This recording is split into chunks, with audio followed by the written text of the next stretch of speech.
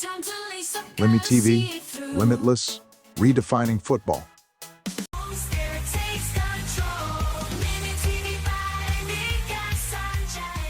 Sekarang bayangkan kita punya pemain yang main di Liga Champions. Apalagi kalau bukan Calvin Verdong. Dia adalah pemain yang mengisi pos bertahan di Lille. Kita tahu bagaimana tim tersebut adalah tim dari Eden Hazard. Teman-teman tahu legenda Chelsea ini dia dulu pernah bermain di Lille.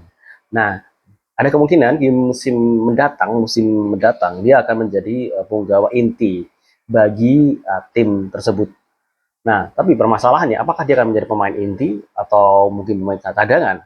Tapi kita berharap tentunya dia bisa bermain di Liga Champions. Dan nantinya pengalaman itu nanti akan dibagikan kepada back-back kita seperti Doni Tripamungkas. Kita tahu bagaimana Doni Tripamungkas adalah salah satu pemain yang punya potensi yang luar biasa di timnas kita. Dan selain itu, kita melihat di media sosial itu ada salah satu hal yang cukup unik. Jadi ketika Vietnam juara AFF, dan kita tahu negara kita memang belum pernah juara AFF, dan itu ada semacam, ya mungkin meledek ya, tapi nggak tahu meledek siapa. Dan dia menunjukkan bagaimana dia melihat patch-nya AFF kepada, dia foto dan menunjuk patch AFF. Tapi itu memang negara kita gagal ya untuk juara AFF, dan itu berkali-kali sangat menyesakkan ya.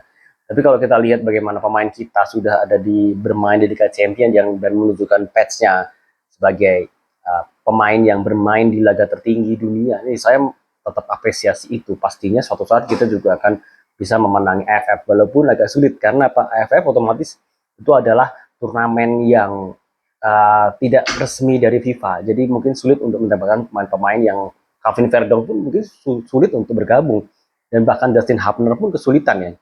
Nah, tentunya kita berharap bukan hanya Kevin Verdong punya jadi secara pribadi, secara individu dia akan mengangkat sepak bola Indonesia ke ranah global. Nah, tapi dia juga pada akhirnya juga mengangkat timnas kita. Bukan hanya dia bermain untuk tim besar di Eropa, tapi suatu saat dia bisa mengangkat, membawa energi kemenangan itu pada timnas kita.